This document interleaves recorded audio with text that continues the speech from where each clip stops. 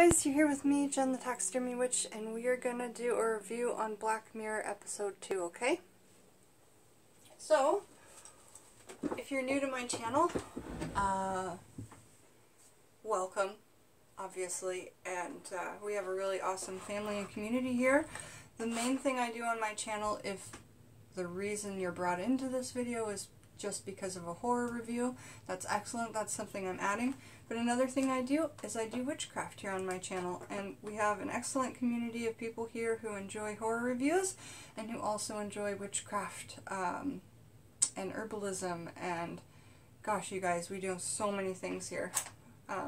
All kinds of reading. I want to do more horror reviews, things like that, but my main focus is always going to be witchcraft and herbalism, okay? So, let's talk about it. I rewatched the episode last night. You know, it only takes a minute. I think the episode was, I don't think it was over 40 minutes, but I could be wrong. I remember thinking, that's quite short when I looked at the time. Episode 2 of Black Mirror is called 15 Million Merits. And I have to kind of describe to you, if you don't know what Black Mirror is, this is how I describe it, and I've heard other people describe it similarly. Well, it's a British-American show that has a new cast every single episode and a new plot every single episode, so that makes it interesting and great. And sometimes, but for the majority of the actors, they're British and American. Okay, so I've said that. Next thing I need to say is, this show, Black Mirror, is morbid and gross and disgusting, and it hits you in that part where you can't stop thinking about it, even if it's been a month and you're just like, because it doesn't give you closure. It's a show without closure, and I think that is what, for some of us, really grabs at us. So if those types of things don't agree with you, don't listen to this. Just watch one of my other 350 videos on witchcraft or herbalism. But honestly, if you're put off by soft scary, you're probably never going to like most of my horror reviews, unless I say so otherwise, you know. But I can't do a disclaimer for every single one. I just have to say that I don't think that these reviews are appropriate for anyone over the age of 18 years old. I don't think the show is appropriate for anyone over the age of 18 years old. I was watching things like that before 18 years old, and it made me obsessed with horror, and a very crazy connoisseur, you know, at this age.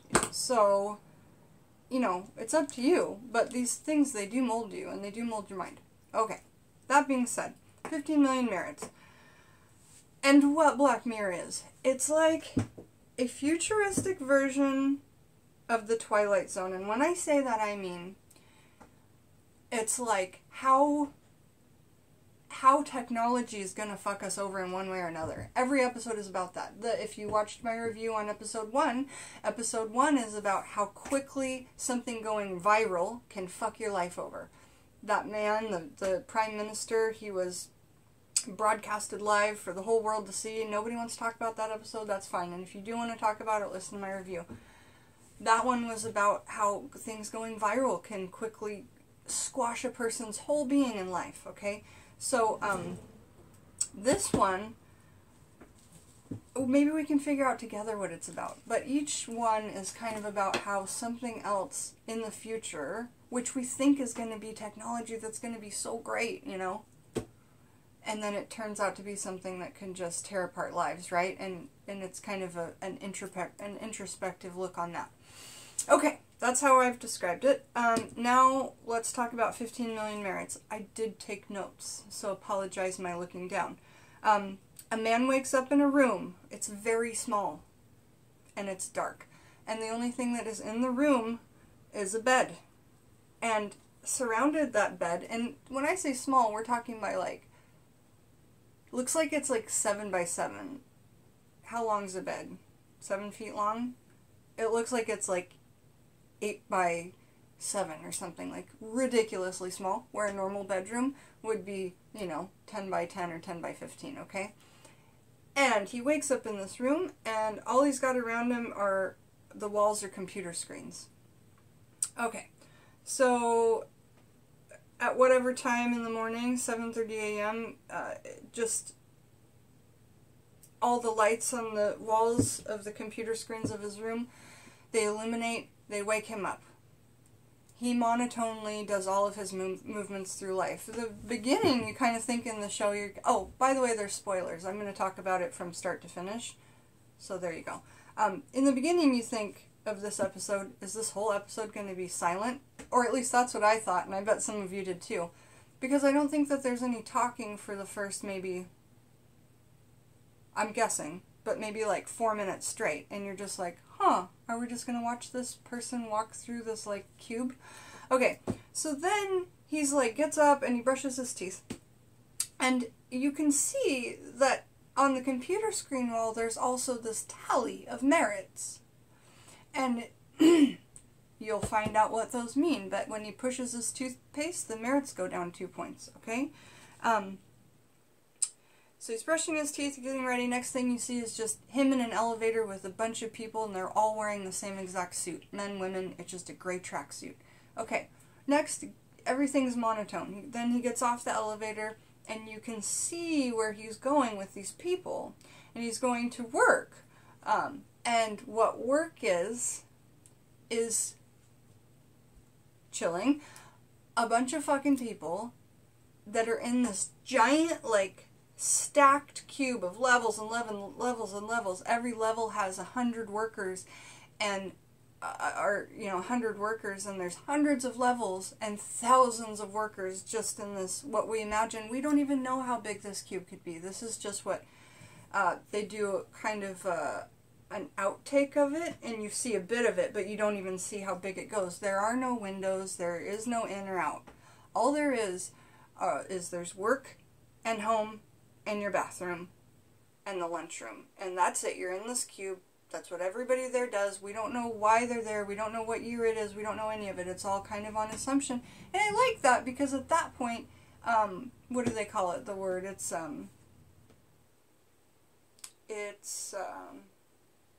conceptual, right? Like, it's open to your conception. What do you conceive it to be? All right.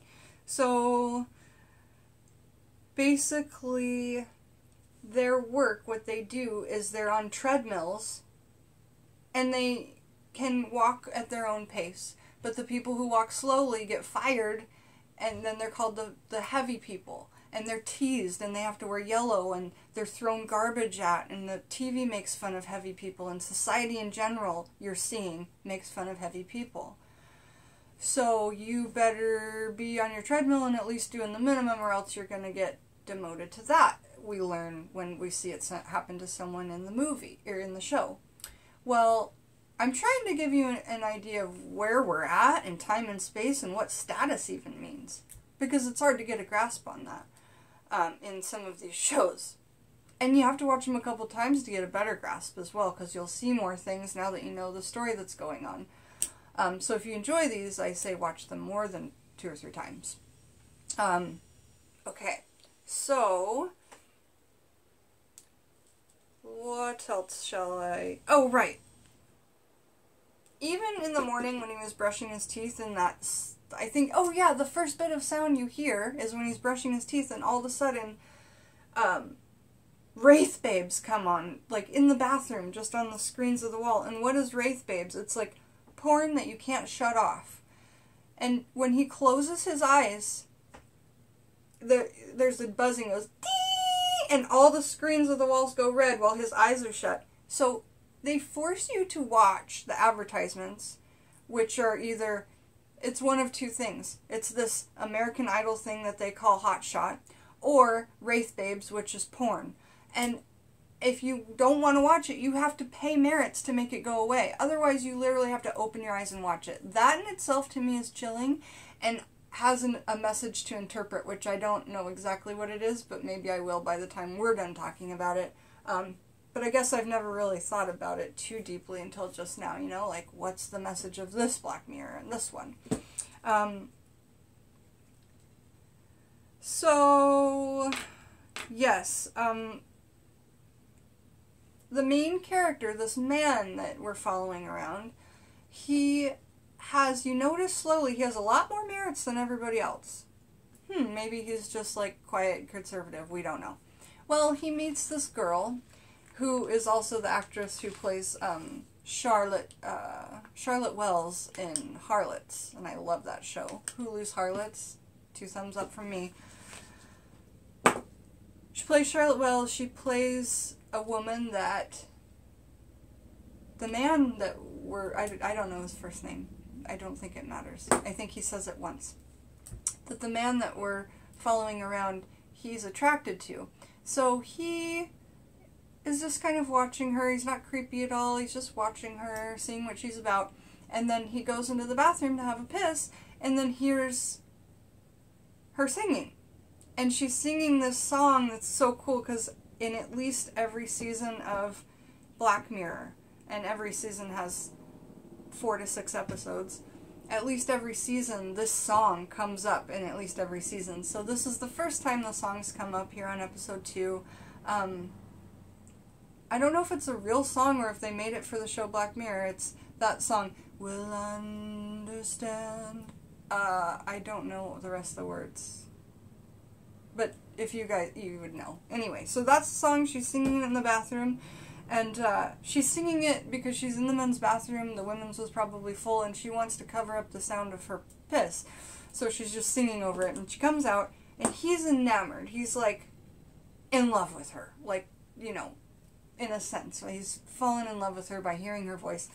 And says, you know, like, "You have the most beautiful voice ever. Have you ever thought about trying out for Hot Shots?" Which is their version of American Idol. So Hot Shots comes on the thing, and you keep seeing this big idol Selma, you know, and they're talking about how she made it from nothing, and now she's up here, and, you know, and we can only imagine what she has, because we don't know where they're at. They're not in our little box of Matrix peddling. Why is everyone peddling? To serve the world with energy, I'm assuming. I don't think they ever say that point blank, but I think everybody is peddling because the world's run out of energy source, so we've got to create something. Or something like that. I'm not a scientist. I don't know how things are going to work when energy leaves someday in the future, but I know it's not too far away, and we should all get used to using these things for light sources as well. Yep. Because the future might be holding the past. You never know. And isn't that chilling for some of us who wouldn't be ready? I know how to grow my own food, and I know how to use an oil lamp, so I'm doing pretty okay. So, chilling, we keep seeing no windows. No windows, no windows. Throughout the whole place. And just porn, and hotshot, and bicycling, and this is their life. So, eventually he talks her into, while they're at work on a lunch shift, he talks her into taking his merits, and she's like, "How did you, it cost 15 million merits to get on the show. How would we ever even make that many? Nonetheless, my voice is just crap." And he's like, "Well, your voice isn't crap, it's amazing, and it's the best, it's the only thing that's made me feel in years," or he says something touching, and she finally believes him. And he said, you know, "Nothing here is real. You could have something real outside of this, you know." So she's like, okay. So she says, "How do you even have that much merit? How do you even have that many merits?" And he says, "My brother died, and he had loads of merits, and they were passed on to me, and I'm just like frugal man." So she's like, okay, so she does it. So he sends, and maybe you're gonna ask what other people are saving up for. Like, what do you spend money on? So you spend money on every single bit of toothpaste that comes out, every single. You know, you could be a glutton and take a big ol' amount of toothpaste and spit it out and waste it. But he's the kind of guy who takes just a dab, you know? And you could watch TV when you're biking, or you could just watch the simulated character bike, and that's free. And so he, like, is frugal, whereas everybody else is, like, watching Wraith Babes while they're on the bike, and watching porn, or watching this game show that teases heavy people in the yellow suits. Like, it's not cool. I don't like that dynamic at all. You know, I don't like the word fat. I'll say the word fuck easier than I'll say the word fat, so there you go. I don't like it. I don't like the spin that it puts on young minds in America. And also, I've been 260, almost 260 pounds in my life. And yeah, right now I weigh 128 pounds. And that's a big dramatic difference. But I'm just saying, I know what it feels like in your head and in your physical body to be both sizes. And I'm not a fan of the discrimination of that at all. And anybody can change, no matter what shape you are, if you want to. And if you're happy with the way you're happy, that is amazing. Just want to say that, you guys. Yeah, and when they're not working, they're locked in those tiny rooms with just the computer walls, and then they're able to, like, watch porn, watch TV, play a video game, simulate their Bitmoji, whatever. And that's what people spend money on, is, like, buying a new pair of shoes for their Bitmoji. I'm old and not, like, computer savvy. I might be using the wrong word. But whatever, it's like you have a character of yourself, like a Wii character, and then they, like, buy a new pair of shoes for it. They literally work for those things, which makes me think that's insane. Like, don't you need shoes for yourself, not your bit? Okay, so that being said, they decide to go to the Hot Shots interview, and when they get there, it's like a giant room full of people, and when they come in, they have to get these temporary tattoo stamps on their hands, which actually burn a tattoo into the top, but it goes away after a week. So they get these, like, almost like a brand tattoo type thing, and they go in, and it's just like a room, like a giant auditions room, like you would have seen on American Idol, but everybody's just standing together, there's no seats, and there's, like, cameras that are watching people. And then there's men with microphones that just pick people. And this is chilling. There's one chick that had been there, this cool, cute Irish chick. I believe she was Irish. And she's, as soon as they get picked, because they get picked, you know, she's like, "No way you're taking them. I've been here for 3 weeks." Wait. What? 3 weeks? You don't go anywhere, you don't sleep, you just stand there, and they're just, like, singing, practicing, you know. She's like, "I've been here for 3 weeks." Okay. I don't know if time stands still in this, or if people are just, like, superhuman strength. I don't know, but I couldn't stand for 3 weeks. I don't know. I couldn't even be in one place for that long. So, it gets chilling when you find out, you know, how people are picked for auditions. When they choose him and the girl, they say, "Oh, you want somebody that looks," I forget what word he uses. I think he says foreign or authentic or something. And you're thinking, why is he, you know, and he goes, "Yeah," and he's with a girl. Okay. And so then they're like, they choose them, the Irish chick gets mad, they go back, and they're like, "No, just," they said, "You have to drink, what's your act?" And she says, "You know, I'm a singer." Okay. And then when they're getting ready, he can go back there with her because he's paid, you know, the ticket, and he has probably paid himself a ticket as well. Then they tell her, "Okay, before you go on stage, you have to drink," this gives me chills every time, "you have to drink this box of compliance." If you don't know what the word compliance is, please look up that word, and then look up United States compliance conspiracy theories. And then you'll kind of understand why I think that the word compliance is so chilling.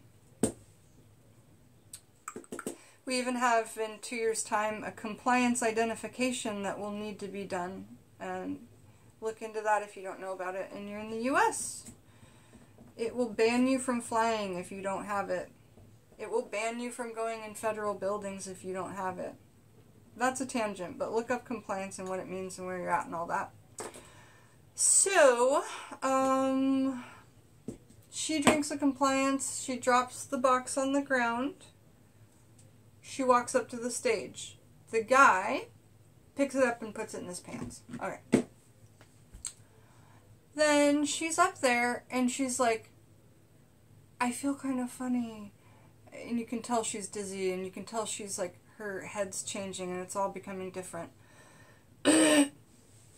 And they're like, "What's your name, sweetheart?" You know, and it's this guy, and it's like the main guy, and he's, you know, silver fox, handsome Australian guy, you know. And then there's some really gorgeous chick, like stunningly beautiful. And then a younger African-American gentleman. And they're all so crass. All so crass, and it's weird. So she gets up there and she said the compliance, and he's in the back in the curtain behind, okay? And basically, they tell her to go ahead and sing. And she sings. And she sings the song, Will Understand, that song of the series of Black Mirror. Feeling funny in the head, all that. And then, basically they tell her, look, you've got a great voice, but there's seriously 100 other singers like you out there. What else can you give us? And she's like, what? And they're like, how about joining Wraith Babes? And then your whole soul drops, and you're like, what? Because then you realize at this point that the owners of television just own it all and want you to end up in porn. And she's standing there, not herself because she's drinking the compliance. She's not even embarrassed because she doesn't even understand that emotion it looks like, which is chilling. She just goes, like, what? Kind of from the core of her soul, like, because that's so not her. This woman, and she paints a very pure picture in this. She's a very genuine woman. And then the side, when they suggest that, her friend gets taken off because, of course, he's, like, trying to say no, and then they take him off, okay? So he's gone. He's gone home. They sent him home. And, but he still has, that stamp on his hand that will go away into, like, a week to a month or something like that. I can't remember the exact time they said. So, anyway. This video is getting long. I'm going to have to really find a way to bring it in the last 8 minutes here.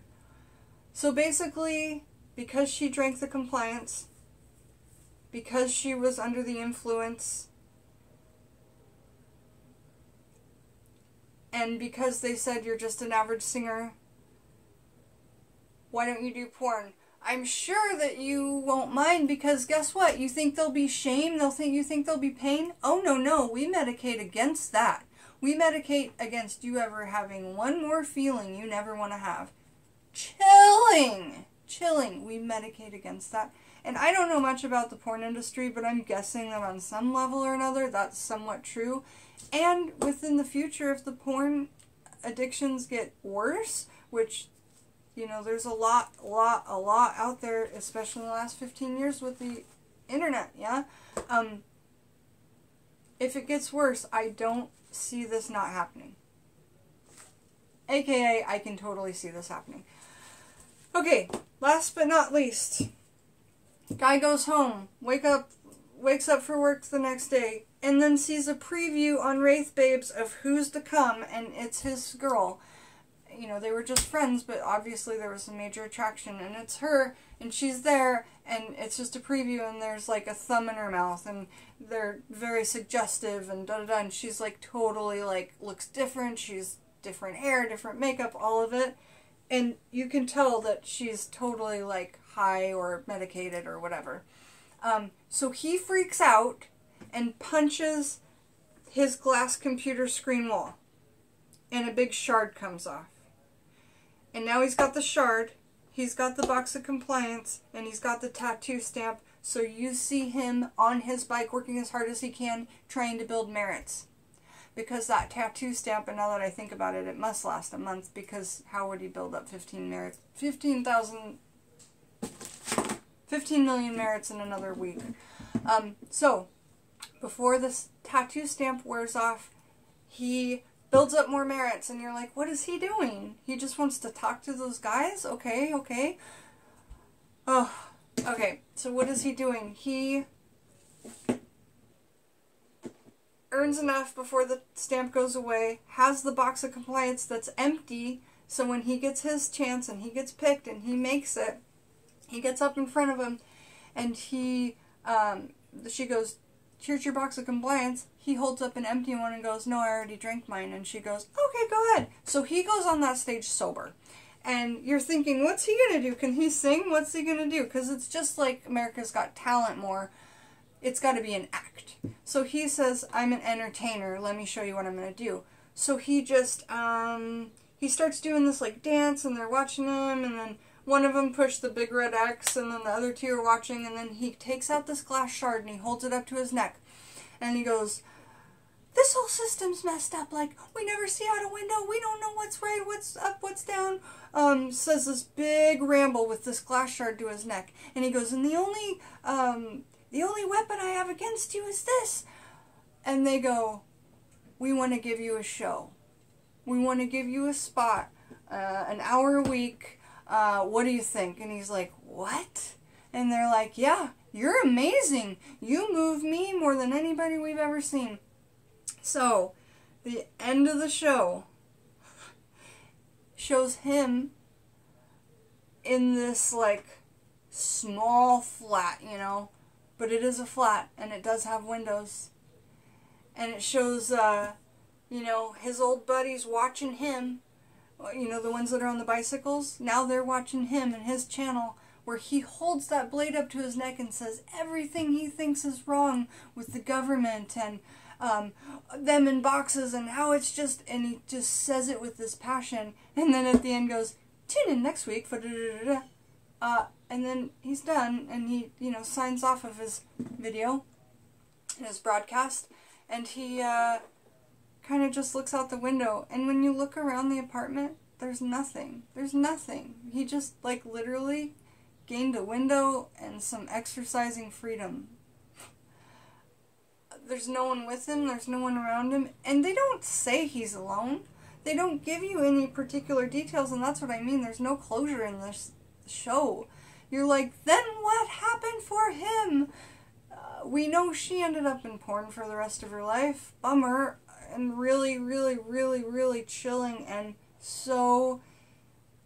such a truly painted story, especially in the United States, and I know all over the world. But yeah, that's my review for 15 Million Merits. I'd really like to hear what you guys think. I know I'll leave out some things that are important. But, yeah, Jen the Taxidermy Witch. If you're into witchcraft or herbalism, make sure to check out my witchcraft channel as well. But I'm going to be trying to get through and do reviews of Black Mirror at least maybe one every time I sit down to make videos. So I look forward to getting to the next one, which I believe is called, oh, I know what it's about. The next one, the plot is about a, basically, in the future, everything is recorded through your eyeballs. And you can project what you've seen, or what you've seen through your eyeballs on any screen, anywhere, and how that will tear apart relationships, okay? So come back for that one, episode 3 of Black Mirror. And make sure to check out the rest of my channel, The Taxidermy Witch. See you guys.